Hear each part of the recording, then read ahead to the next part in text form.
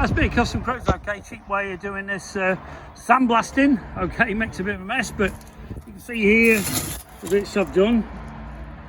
Okay, getting rid of all the rust on this wheel. Basically, it's a big bag. All the stuff ends up in there, and all over here. And this is what I spilled. Basically, you just need one of these Draper hoppers. Okay, you connect your thing to that. If you have a look, obviously you wear the mask.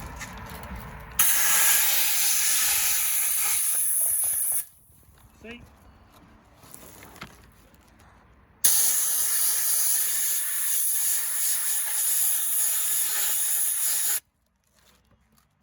Okay, pretty simple. Okay, if you waste it, it's only 15-20 quid for 25 kilos on these big ones, so it don't actually matter to me, but I'll reuse all this anyway. This will obviously get washed away, but very good way of sandblasting. Okay, thank you.